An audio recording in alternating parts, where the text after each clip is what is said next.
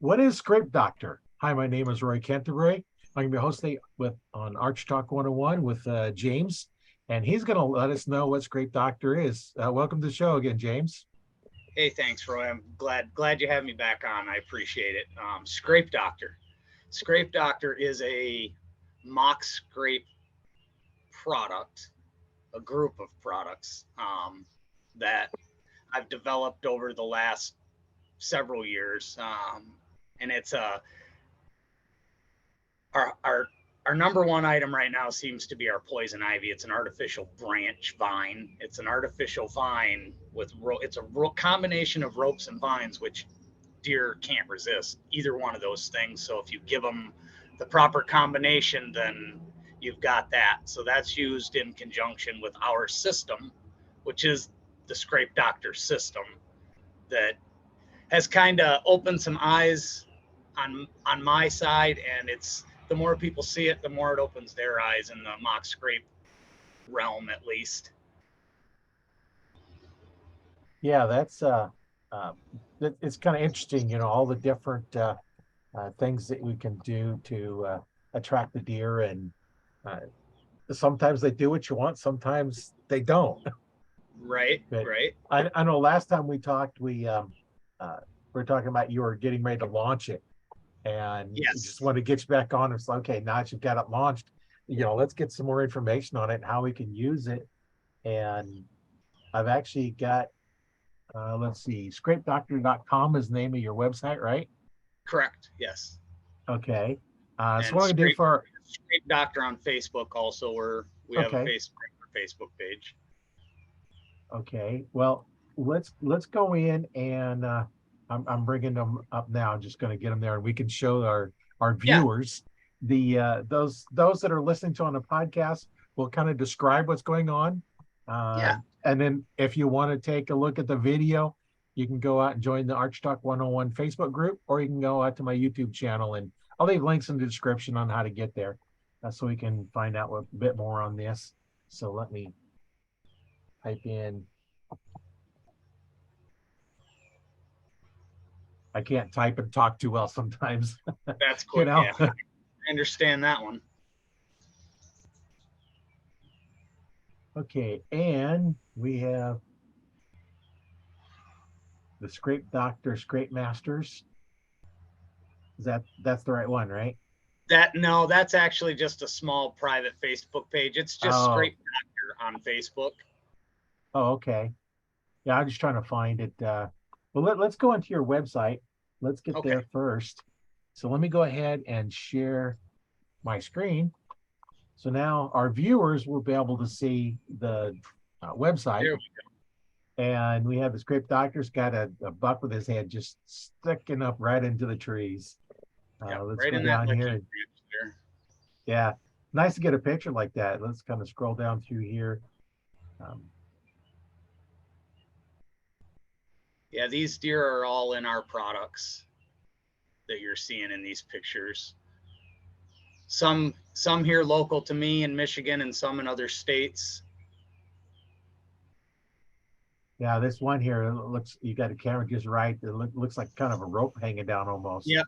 Yep. That's our just a rope that we have. I've got one here. I've got all the products on hand here to kind of put on the camera. That's our just a rope. You just would hang that in a. That's just a natural licking branch. That's our stick.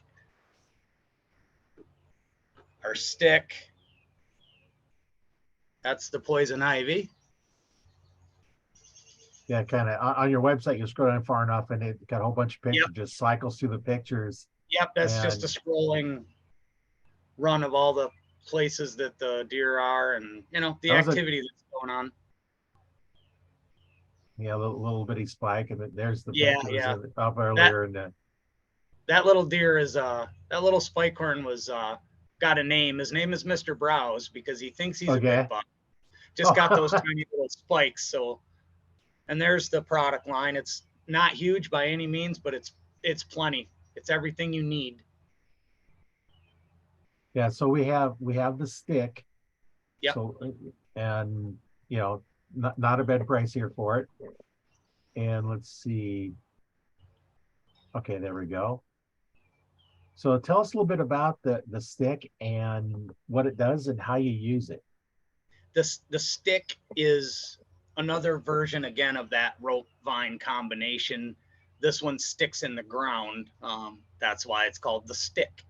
Um, and that one we can use as a yardage marker, as a stopper in front of a stand. It's particularly helpful for archers and crossbow hunters to stop a deer in a specific place at a specific angle for the shot. There's no, we're there to kill deer. We're not there to take pictures. We're there to collect deer and meat. So bottom line is we want those deer to stop so we can get the right shot, the perfect shot. We're always after that perfect shot. Right. So if you can place the stick at a known yardage and know the deer is going to stop it at a known position for that shot, then why wouldn't you do that? So, and it's a Right. constant attractant. Yeah, because you leave it out all the time, so they're used to it being there and coming by and Correct. We actually had. I just got a sequence of pictures yesterday from someone. His stick got knocked over, and the deer are. It's laying right there. I'm sure we just can't see it. oh But the yeah, deer are continuing to go back to that spot because they wanna hit that stick. They want to do it, and they can't because it's knocked down, and they're still trying. yeah, yeah. I went hit back one too many times. Whoops. So let's get back to your website. Yeah, mine isn't always the fastest machine, and sometimes I hit a key and it doesn't really go where I want it to go, and that's so I wanted to go to. Oh, here's kind of scrolling down here. Okay, so you can sign up probably to Yep. get some There's emails. If you sign up, what type of emails are you sending out? it'll be we haven't still working through the bugs on that whole system and trying to make it work correctly for myself. It'll be tips and tricks, promotional stuff, giveaways, but a lot of it's going to be specifically for if you're signed up for those emails, you'll get information that the general public won't get. Oh, That I won't give that out to just anyone because this is kind of turned into I'm now going to people's properties to implement our system, the Scrape Doctor system, on their properties. I've got one tomorrow actually here locally that we're going to do on a relatively big property for me. I typically stick to smaller properties under 80 acres is what I like to do. 40 acres is optimum for me and smaller, but I will do bigger. Uh, the one I have now is hundreds, but broken into multiple smaller properties. So it will set up like small properties in different places. And there's the poison ivy. That is our most popular item at the moment, and I do believe it's because for years people wanted a vine. Everybody was asking for an artificial licking branch, a vine of not a stick or a branch. They wanted a right. vine that hangs vertically because deer we know love grapevines. So I gave it to him. We designed this thing out of trial and error of different things, and this is where the research and the development stopped. Was right here. I can't promise you that it's at its at its end right now, but it looks like it is at the very end of its life cycle. It's perfect in my eyes. Does what it should and continues to do what it should the longer it hangs. Now, are those saturated with some kind of a sand or something, or No, how is it they work? nope, that poison ivy that you've got on there right now is actually designed to work. It doesn't matter what you put on that. You don't have to put anything on it. If you hang a grapevine somewhere to create a mock scrape and don't put anything on it, the deer are going to naturally come to it and rub it and scrape near it. It's in their instinct. So we're giving them an instinctual tool that they have to use. They can't resist it. They won't resist it. Their mind won't let them. So there's nothing on it. No, you don't have to put anything on it. You can put our stuff on it. You can put what you already use on it. That's the beauty of this is my opinion is, if you're looking for something to put what you already use on a vine, and you're looking for something that'll last a really long time, buy one of these and put whatever it is you use on it. I'm not going to tell a guy that uses Black Widow, for instance, that he has to use my stuff on my thing or it won't work, because that certainly isn't the case. Put Right. mine, yours, his, theirs. I don't care. Just get yourself a poison ivy and watch what happens. Use this, implement our system and watch what happens. Yeah, that's here's one of your other products. Here, Yep. let's take a look at this. The Just a Rope is just, it's very similar to what you get out of the poison ivy, only it's only a rope. It's just a rope. You hang that, you can see from that picture right there, is that a big buck? No, but the big bucks do that too. Right. You have to have big bucks to get them to come on there and do that. So we have bigger bucks on those ropes on our farm, but the pictures aren't good enough for that kind of thing. Yeah. So we use what we have, and Yeah. every deer on our property does that very thing with the Just a Rope and the poison ivy and the stick. So the products themselves, they speak for themselves. Pictures tell the story. Videos tell the story. So we don't have, there's not a whole lot of, other than the use of the product and how it's used. You hang these Just a Ropes either in an existing scrape, or you create a mock scrape and hang it above it, and gives you somewhere to put your scent or not put scent, because the deer will come and work that rope just like they do the poison ivy without it. But it's small, that's a lot smaller presentation. So the scents, our scrape magic is just an added draw to the rope to get them to come and do what we want them to do. So now the difference between the rope and the vine is especially the length of it, or is there something different? Oh yeah, it's the vine is approximately full length 4 feet end to end, Okay. to the end of the vine that's on that. And then that Just a Rope isn't even 2 feet full length. So about 18 inches is what they are. So both rigid, but in different ways. The vine has a rope and the vine at the end that you can splay out opposite directions. You can do it however you like. Leave them straight down, however a guy wants to do it. Whereas that rope is just a rope, and it's also rigid and just hangs like you see it. And you can bend it however you want. You can, it's positionable. So you've actually done something to it so that you can actually change the angle of it a little bit. So it's it is stiff instead of being, just a plain rope would just kind of hang down, and you wouldn't be able to do it gives anything. resistance. Okay. This kind of gets off the topic of just the products, which is fine. If you watch deer and bucks in particular come to those hemp ropes, guys love their hemp ropes, and I'm not knocking them because they work. The deer like them. But when they come and they work those, first thing they do is they go to try to rub on that, and it swings away from them. They push it away. And then you see them chasing it in a circle. Well, if you stiffen it and make it rigid, now they're pushing it and pushes back. Push back, push back, push up, push back. There's always some kind of resistance and pushback. That's what they're after. The other is just they get frustrated and they chase it in a circle and they leave. They don't spend enough time there doing what we want them to do. And that's the proprietary part of your product, is you know how to do that and make it work. Right. Correct. And it says in several places on the website that we are doing things with mock scrapes that no one else is doing, and that is a fact.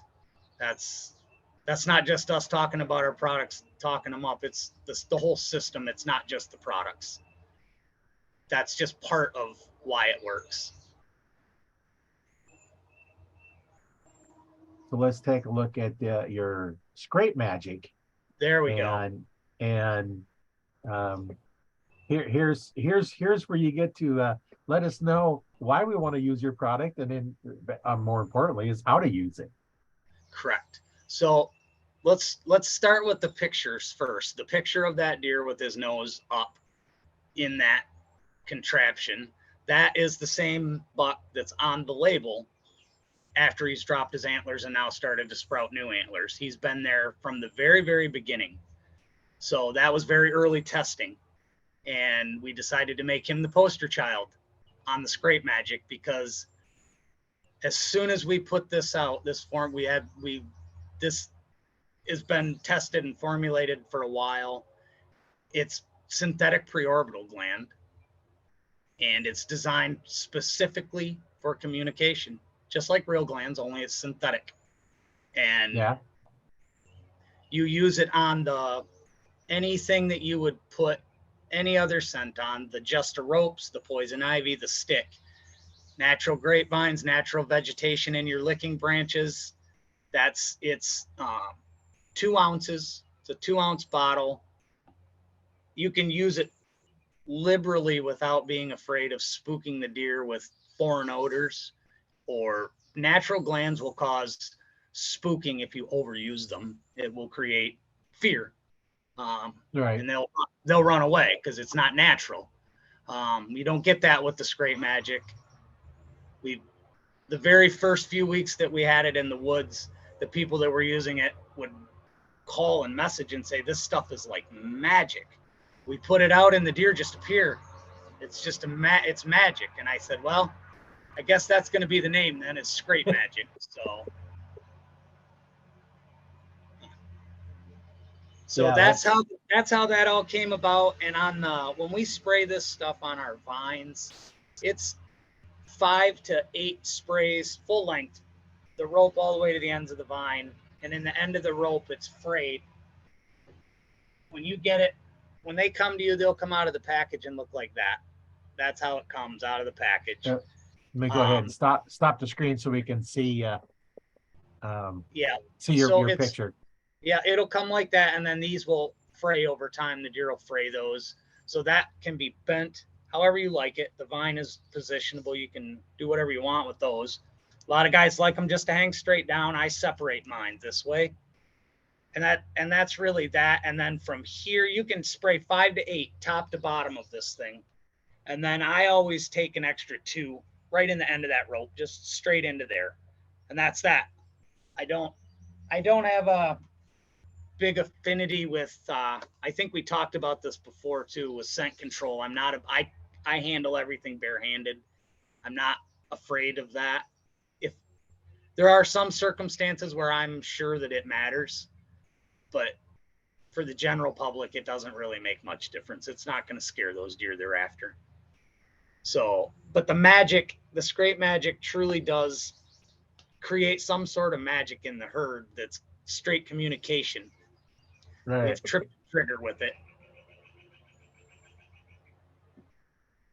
Let's take a look here at one. No, that's the other group here. So yeah, that's there. So, yeah, the Scrape Doctor Facebook page is just our page where we post trail camera pictures, post ads, things like that. It's just our business Facebook page for Scrape Doctor. So that's where all the content goes and shows up for people. Yeah, that's good. Well, and we'll put links in the description, how to get to the Facebook page and how to get here. So it makes it easier for you to find. And then we'll just check them out and see what's going on. And so now here's a scenario that I actually have. And it's the farm, one area that I'm hunting. One side is in alfalfa, the other one's in corn or whatever it happens to be. Last year it was in corn.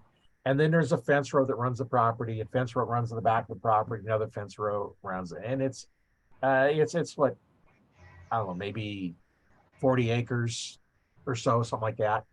And on my trail cameras, they're mostly there at night, at nighttime. And there's one area that they were coming through during the day, and I let the cameras up. I pulled them in March or something like that. In February, I did find some during the day.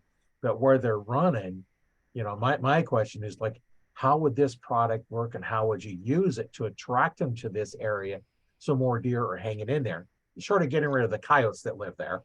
Well, yeah, some of those probably need to go too, but Right. you kind of, you already answered your own question, and you don't eat by the description, and you haven't realized it yet. You said that Yeah. you've got alfalfa on one side, corn on the other, and then do they swap those every year or every other year? Is that how they do it? The Alternating crops? alfalfa normally has been staying there. Okay. Since I've been there, they haven't swapped them.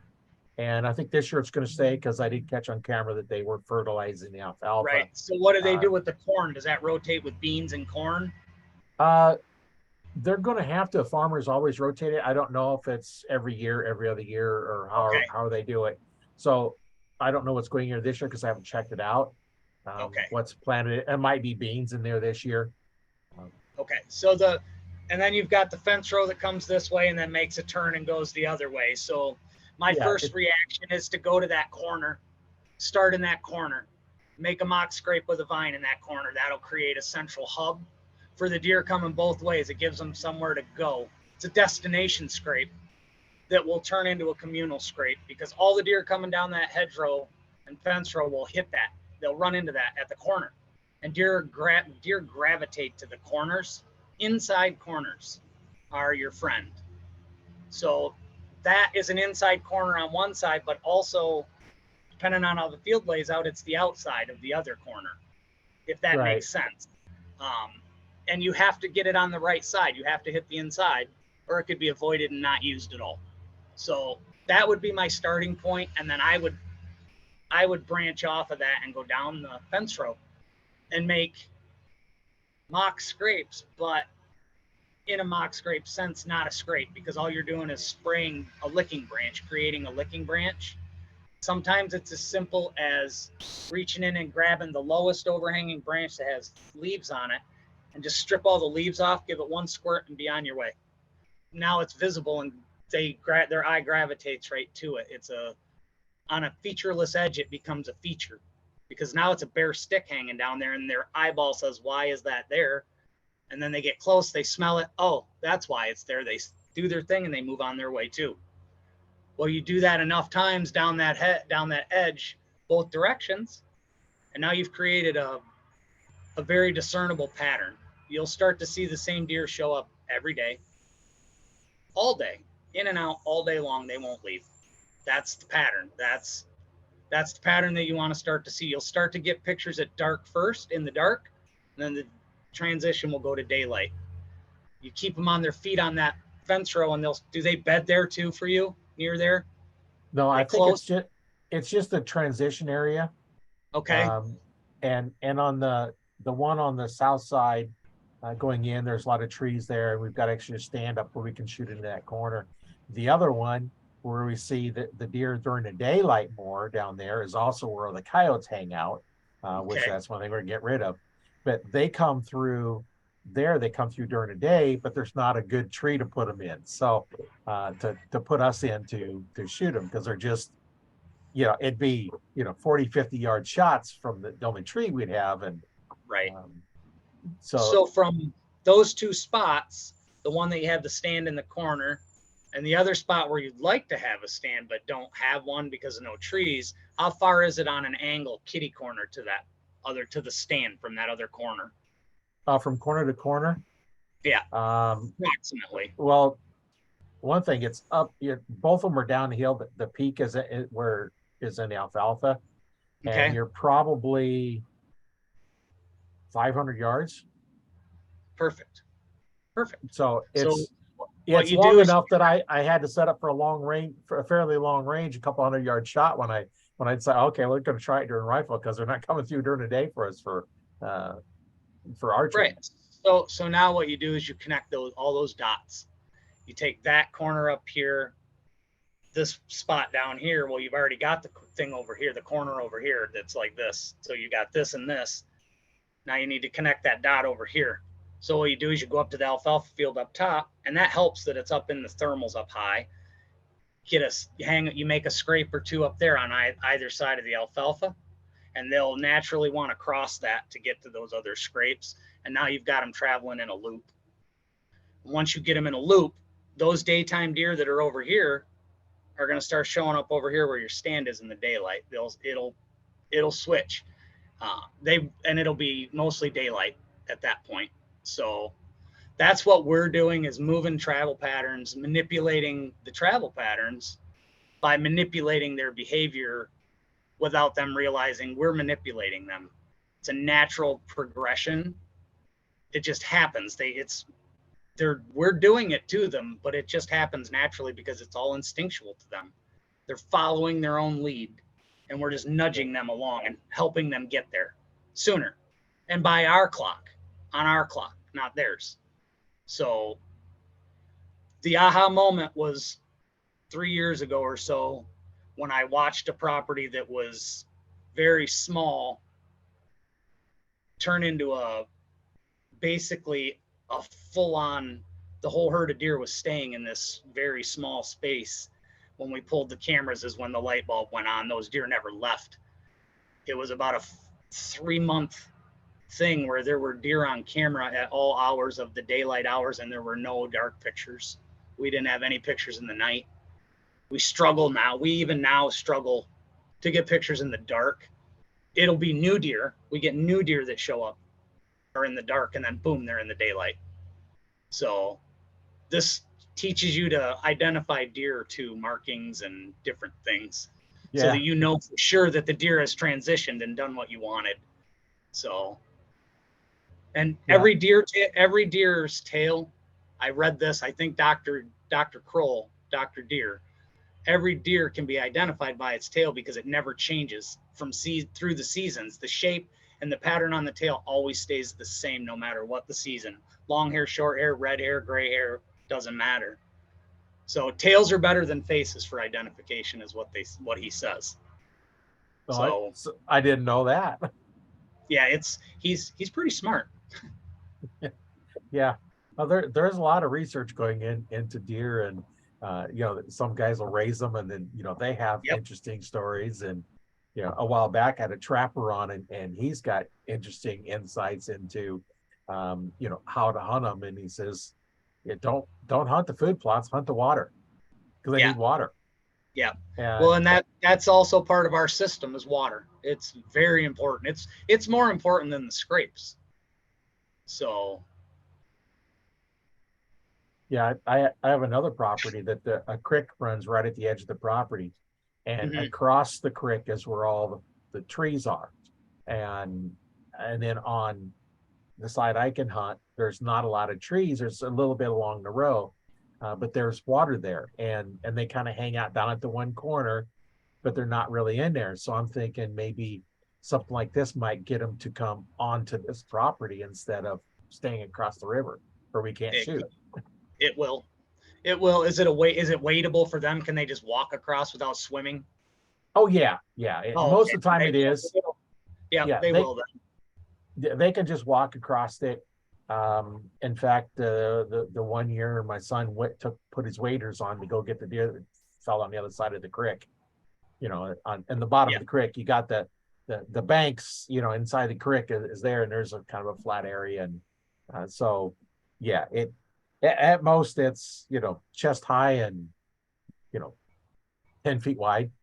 Yeah, they can jump it. Yeah, they don't have to wait it. They'll just jump it.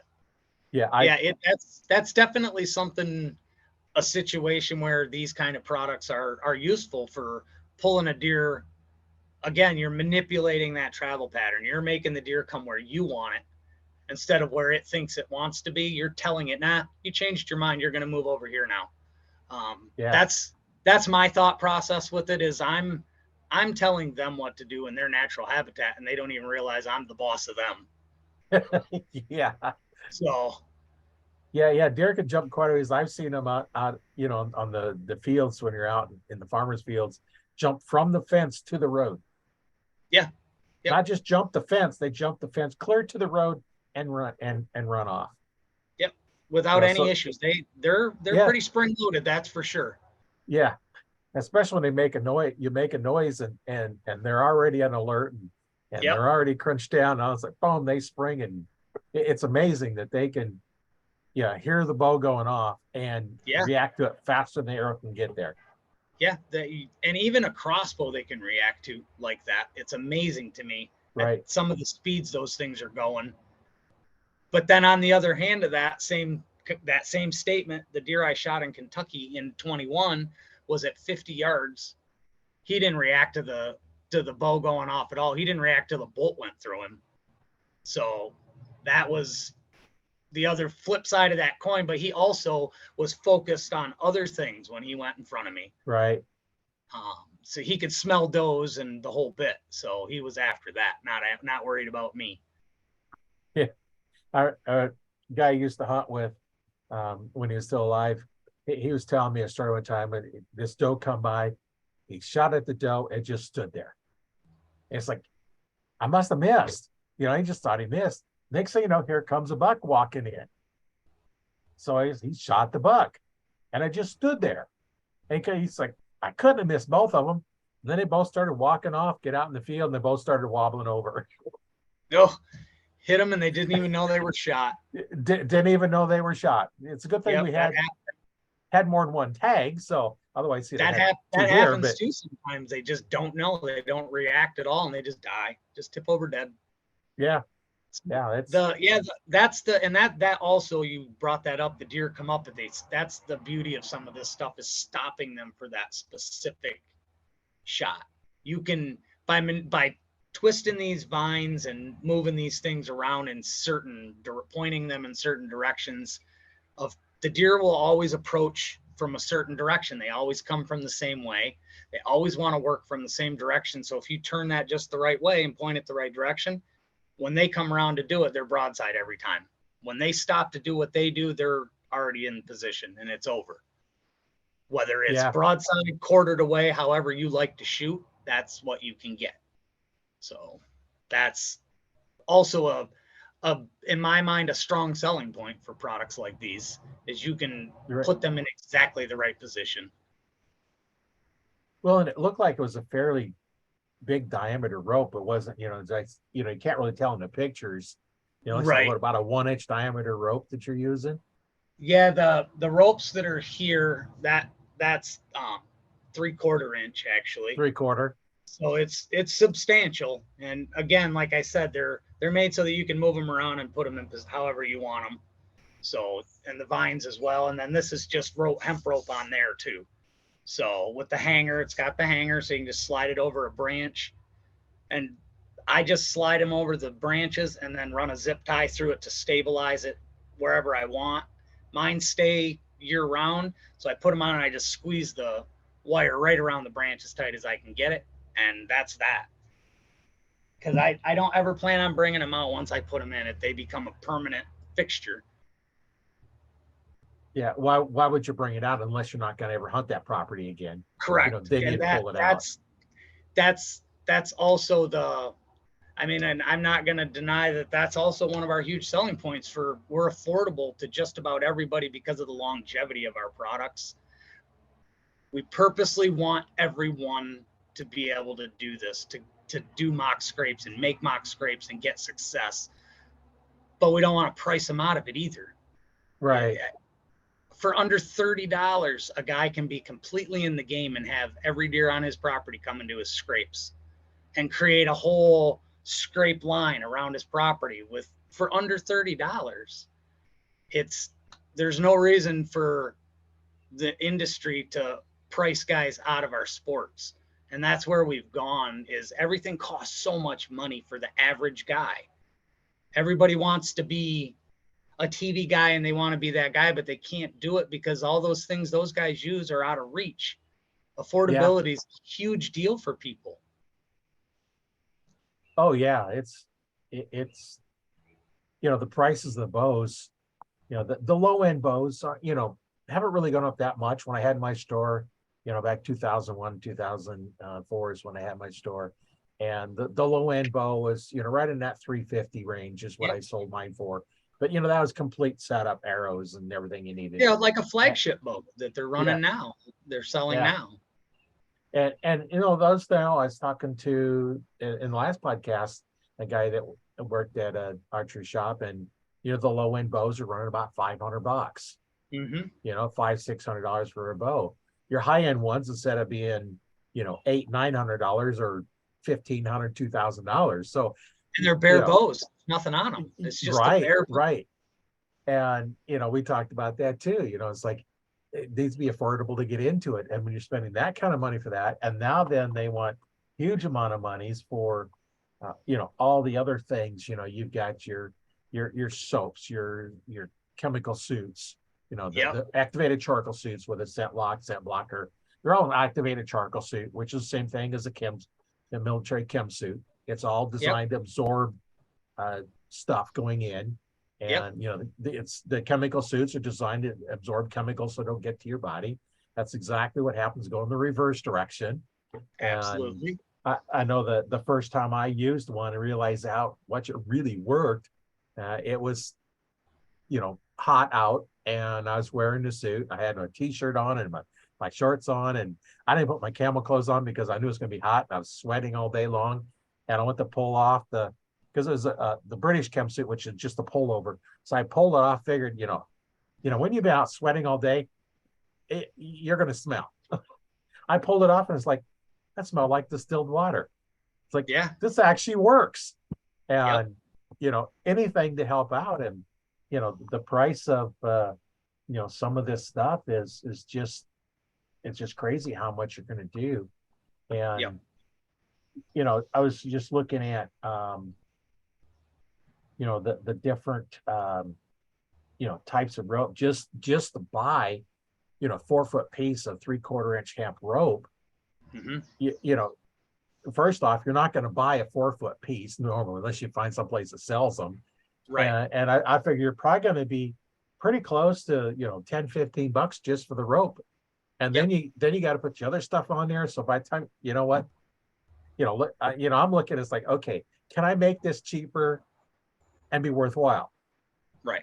And me just looking at the raw numbers and what it would take, because not only the rope, but you've got it wrapped with another one on most of it down there. So now you have to have another smaller rope, maybe a 1/4 inch or whatever it is. I'm assuming that you wrap it. Plus other stuff.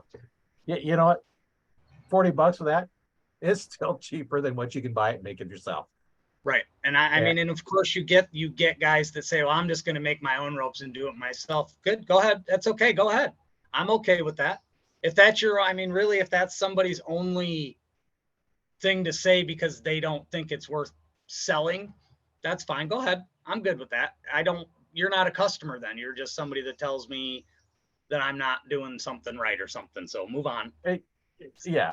You've know? got it, no is a valid answer. It's like, no, I don't care if you do it or not. It's like, Right. go ahead. Correct. And that reminds me of a story. When I had my store, a guy calls me up and says, do you think I could, because he was going to look at one of the Nova bows, which I sold lots of Nova bows, and I set them up. And when I sold them, I come set up, I'd set them up right like it's supposed to, give you archery instruction as well. And he was going to get one from Walmart or one of the places that sold them, because the Nova bow was sold, any place that sold archery could sell those. It didn't Yes. have to be a pro shop, because it was the main line, not the pro line. And I says, well, you can bolt them up, whether you get them on right or not. That's a different story. And I charge 40 bucks to set up a bow that I didn't sell. And then on top of that, I'm going to give you archery instruction along with it. And he says, I'm going to take it back and buy it from you. Right. Because it was cheaper, but mine was a little bit more expensive because it also included a release, a stabilizer, a sling, 6 arrows, fletch whatever color you want, and tips. Yep. It didn't come with a hard case because my cost of my wholesale cost was about $5 less than what Walmart sold the hard cases for. Yeah. So I didn't stock them. Now, if you want a good quality one or a soft case, I carried those. Yeah. But the hard case just took too much room in my little store, and yeah, it wasn't worth me carrying them, because I could almost go buy from Walmart just cheap as I can get them, order them in.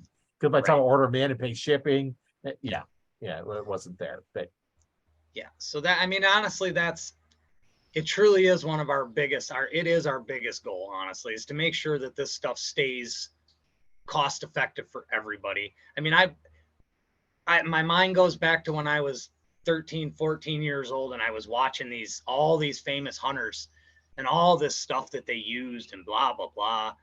Well, if some kid's cruising the internet and he runs along my stuff and some other stuff, well, if he can get 2 ounces of scrape magic for $12.99, but everything else is 40, 50 bucks, mom and dad aren't going to give him 40, 50 bucks to buy a 1 ounce bottle of something, but they might give him 15 bucks to buy this 2 ounce bottle just to keep him happy, you know, or that kid might only have that much money of his own or whatever. You know, but there's also a lot of people that just flat can't afford stuff. They just don't have any money. You know, there's that population of the world too that everyone forgets about. They just don't have that expendable cash.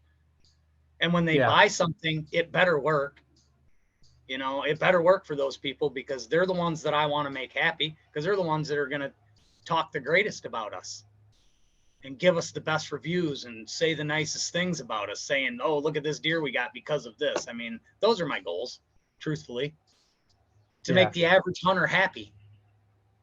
Not after the next world record. I want some guy to kill the nicest deer he's ever killed because we helped him do it. Yeah. So the phone line stays open all the time. I will take phone calls from anyone that has questions. 100% reachable at this point all the time. So, and until business picks up so much that I can't be, I will be. Well, and then you have somebody else answer the phone that's their job, is answer the phone, answer the questions, that they're going to know your product very well. Yes. And, you know, it's their job to answer all the questions. And if they can't answer it, you're available. Correct. And we're at the point right now where we're still very small. We're still very upstart and new, and that's okay because it's coming. We're drawing some attention now and making a little bit of noise, and people see us. So it's going to be a good thing. The future's bright. So. Yeah. Well, and it looks like you have, you know, from what I've seen, I haven't used it yet. So I don't, you know, I can't say, okay, this, what my experience was with it, but it looks like it's going to be, you know, a really good product. And, you know, any of the listeners or anybody watching, you know, if you've used this product, you know, make sure you comment, you know, let us know absolutely. your experience with it. Because so, you know, and speaking of your listeners, Roy, let's do this. For either you decide whichever page you want, your YouTube stuff or your Archery 101 page, I'm gonna give you just a rope and a bottle of scrape magic to give away on the page, from us as appreciation for having us on the podcast. Oh, that's great. You know, that's something that I'm sure they'll appreciate. Like I said, you decide which platform you want to give it away on, or as a matter of fact, do both. You can give one away on each platform. Let's do that instead. Then everybody wins. Okay. So, yeah. I just, if you're interested, you know, put your name in, comment that, hey, you know, you'd like the be put in on the drawing for the scrape magic. And, you know, I'll pull the names, and I'll randomly pull the name from each platform, and we'll send it out. I'll send you one of these, one of our Just a Ropes and a bottle of scrape magic. And this is right there is mock scrapes in a tube right there. That's how it'll show up, and it'll be ready. You just spray it, and it's ready to go. Cool. Yeah. I'm sure my listeners and watchers, you know, anybody that comments, I'll just put your name in a hat, and we'll randomly pick a number, and we'll get you the product. And then, you know, probably one of the things we'd like you to have a review. Yep, absolutely. You know, give us a review of how you used it, what your results was, because, you know, I'm interested too, you know, to see what's going on with the products. And hey, you know, if it's a great product, let's promote it. Yep. And in my opinion, it's a great product. It's definitely opening some eyes, and it's opened my eyes in the last couple of years to exactly what can be done with mock scrapes in general. And then you put a quality product in there and things that work and everything works in harmony. Then it truly is magic.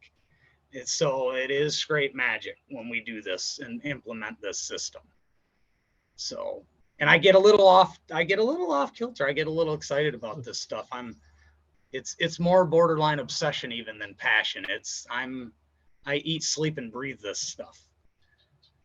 And I find that a lot with archers and whether it be, competing in archery, just in tournaments or in 3Ds or hunting. And, they're just something about the archery world and people that are archers that, we just love the sport, and, we could talk about it all day. And, yeah. Oh, absolutely. And this is my bread and butter. I love this scrape thing and making these deer do what I want them to do. It's pretty gratifying when you finally see the pattern on a farm or on a piece of property go click, and that last piece goes in, and those deer show up where you want them on cue.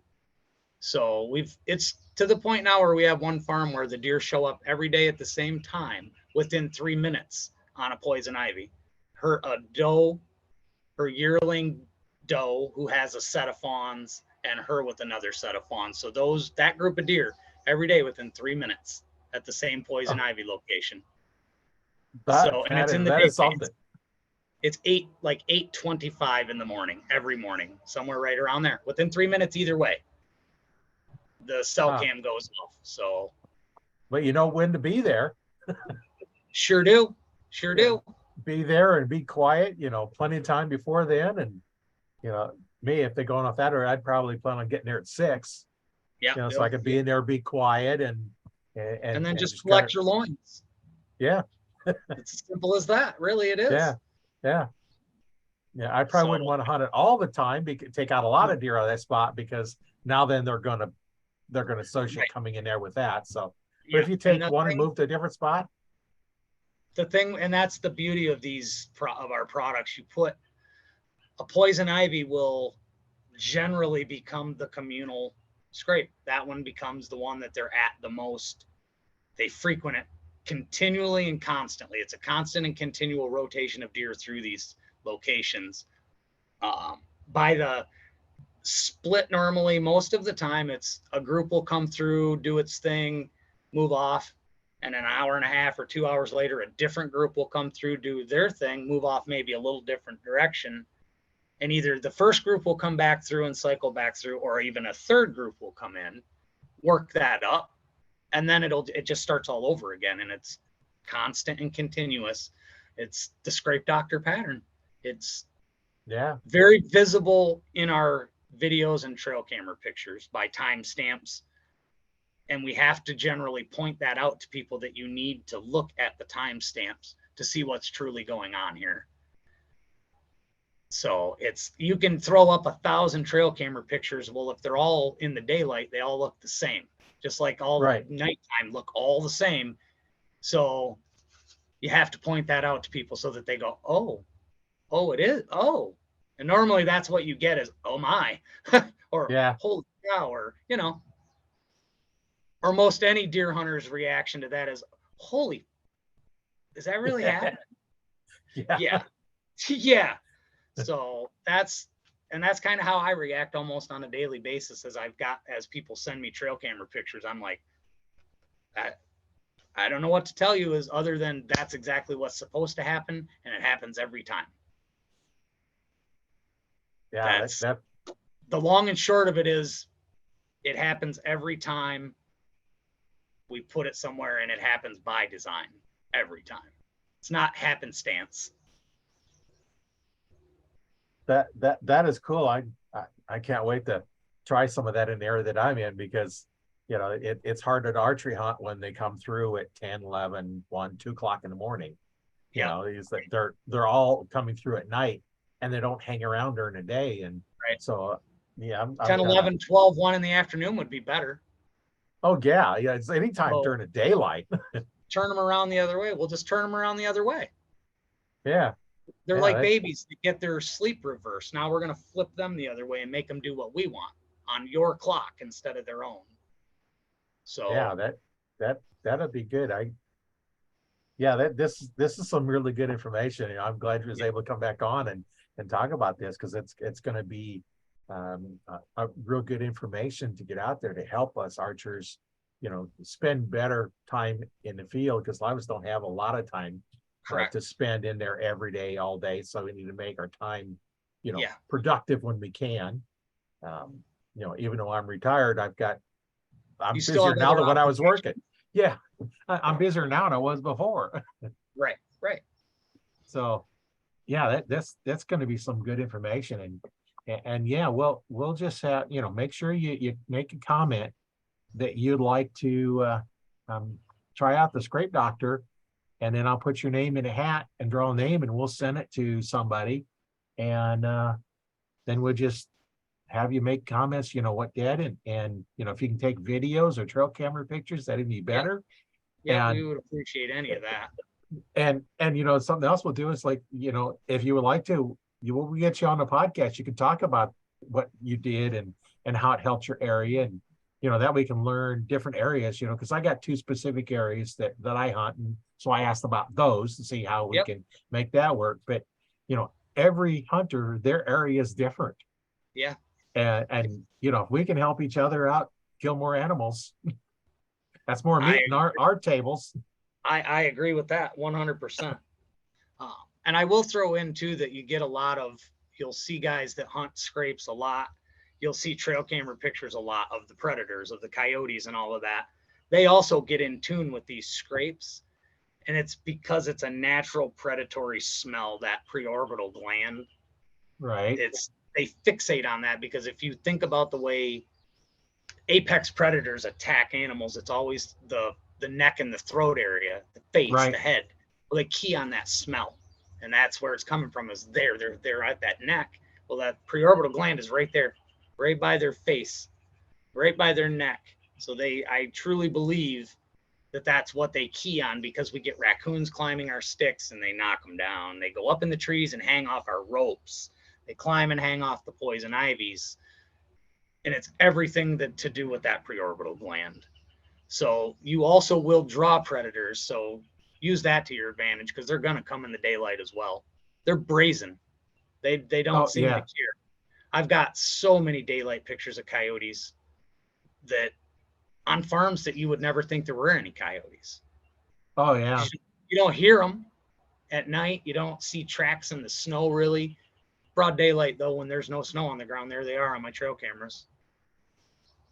Yeah, I got several of them on my trail cameras. There's a den right by where I put one of the trail cameras in, and then I think there's another den right there. So yeah, you should talk to the trapper that you had on there and get rid of those. I trap as well, but I've been out of the game for a while.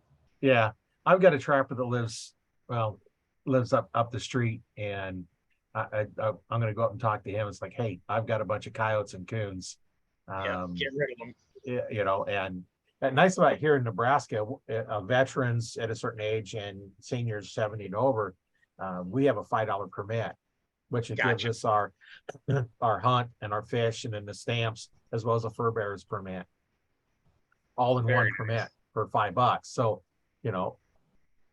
I can go out there and do that. Now, it doesn't include deer permits and turkey permits and stuff like that, but it's the general hunting and fishing, and so I don't need to buy all the habitat stamps. You just have to buy the tags. Stamps. That's all. Just buy your tags. Yeah. So, I want to get rid of some of those coyotes, and we hear coyotes over the other place I've talked about. We had the creek running through. I hear coyotes over there quite a bit on the other side of the river, and we'd ask the saving permission. He's already got a hunter over there, but I might see, it's like, hey, can we go over and shoot coyotes? Right. That'll help out the hunters as well, because they don't come over here as much. But if we put up one of those, one of your mock scrapes, or the rope or the vine, they might start coming over, where we can eliminate some of them that way. Yeah. Well, and that trapper will help too. That guy could get him to come over there just with his stuff. Right. He'll, that stuff is kind of like deer hunting. I cut my teeth trapping, and if you can get an animal that's normally used to walking wherever it chooses to, and you can get it to put its foot in a 2-inch circle consistently, you've done something. Right. I struggled to trap coyotes, but anybody that can catch coyotes, my hat is off to those guys, because to get them to concentrate long enough to go to one spot and do what they're supposed to do to catch them is pretty smart, because they're the ADHD of the wild world. They bing, bing, bing everywhere. So Yeah, when I went out over there during rifle season here, was it last year? I think it was. And I had my rifle and I was sitting up on our side of the hill, and down at the bottom of the creek, here comes this coyote walking by, and it's like, do I want to shoot it or not? I'm out here hunting deer, but yet I want to get rid of the coyotes. And it's like, hey, I'm gonna pass, because it's kind of like prime time. And he yep, stood there broadside to me. I could have took him out, because my rifle was set up dead on at 26 yards. And yep. that's about what he was at. Which also Perfect. puts that rifle dead on at 200 yards. You can calculate all that. There's Yeah, cross yards. cross coefficients. And Yeah. yeah. And all stuff smarter than me. I get it. I know there's a formula for everything. Oh yeah. And the same thing, like with the rifle at 26 yards, I sighted in dead on, 3 shots, same hole. And with the run to the chart, the grain of the bullet, what its rated speed is, because that's what you loaded it to. Without having a chrono, you can get a little more accurate. And then you look on the charts, the same thing with archery. And then it said on mine, I'm dead on at 200 yards. I'm a couple inches high at 100 and about 3 inches low at 300.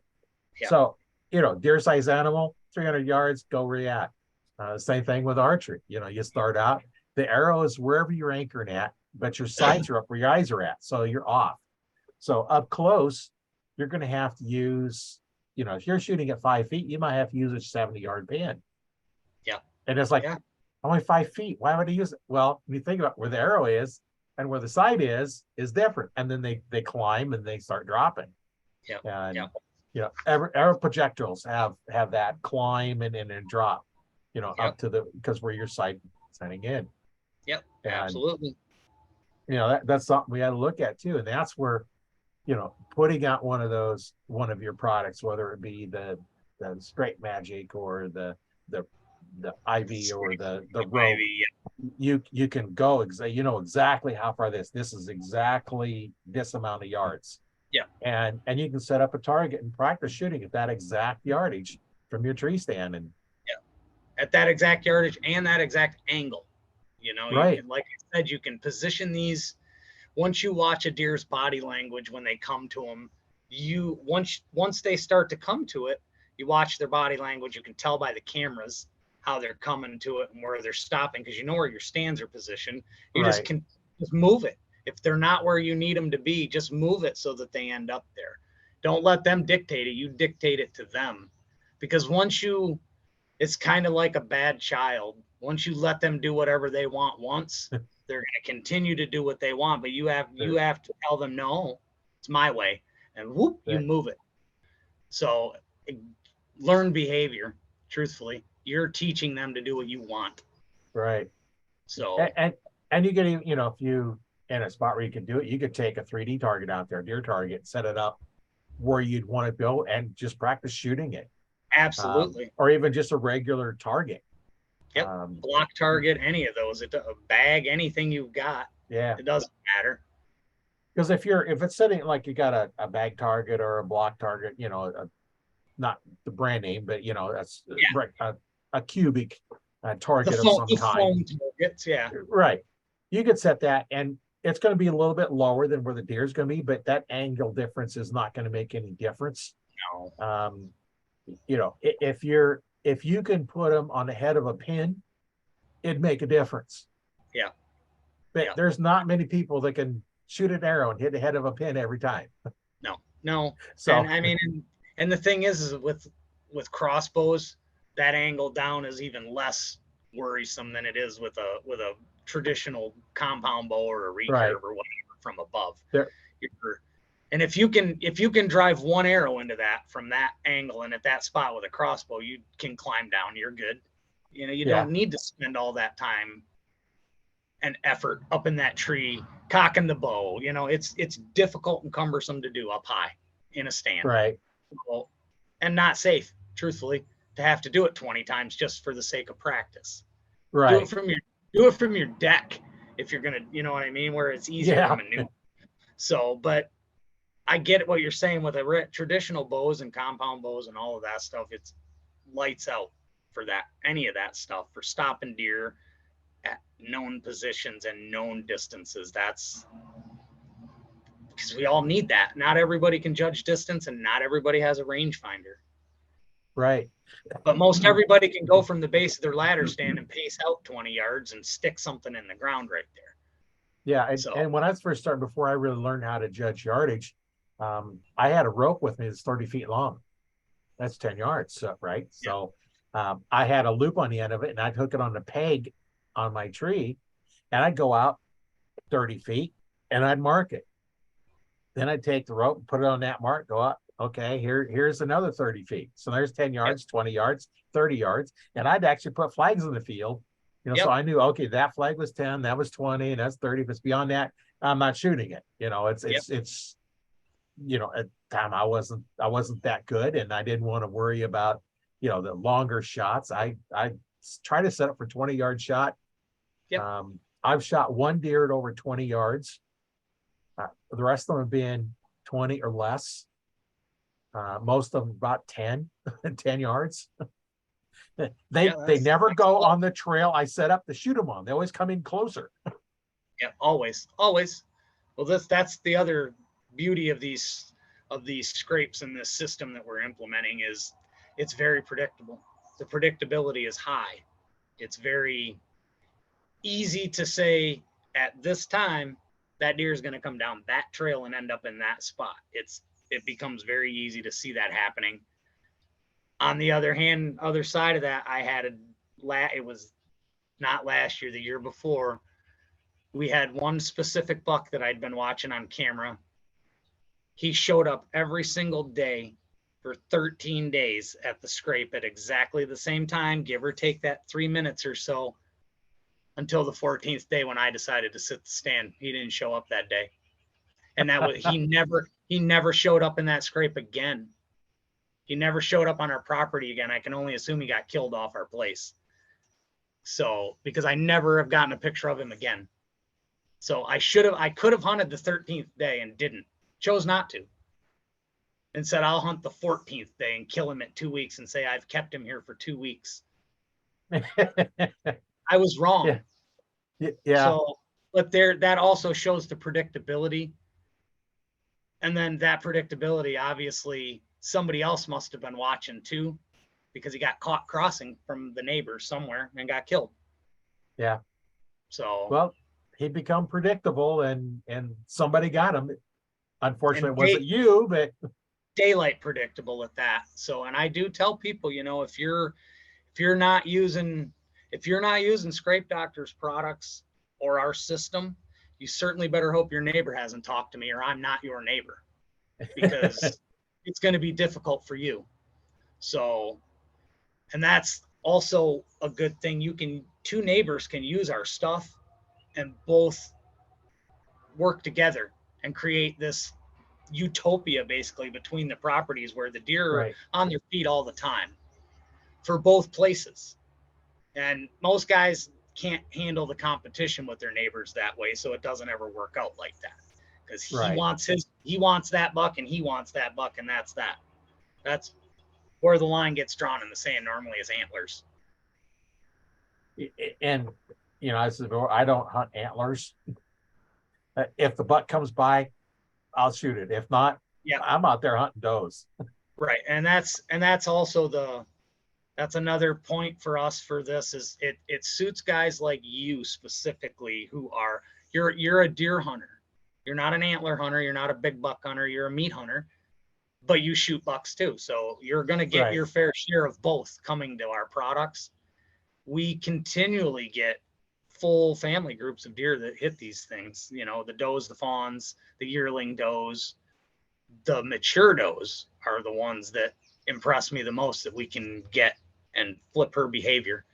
We can take those alpha does and make them do what we want, and that's more difficult than to get big bucks to do what you want, truthfully. Oh yeah. These 6-7 year old does are smart. They're no slouch. So we pride ourselves on being able to get those to our products and keep them there. And you'll hear everybody say, well, it's only a doe. It's only a doe. Well, those does control everything. Right. Where the They bucks go control during rut, they go to they the chase does. the doe.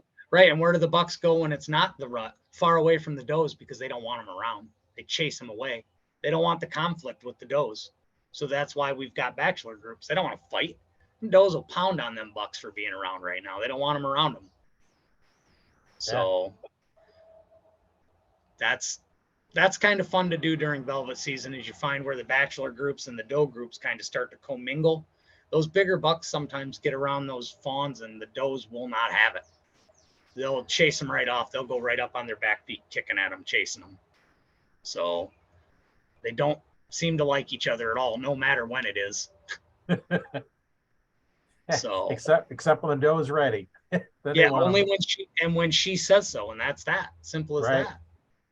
You know, it's I take a lot of lessons from a lot of people who have taught me a lot of stuff. I mean, clearly I didn't come up with all of this stuff all on my own. I didn't figure out mock scrapes all on my own. You know, it's not new.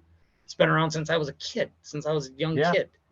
You know, so it's just certain people don't use certain products and things to their advantage when they should.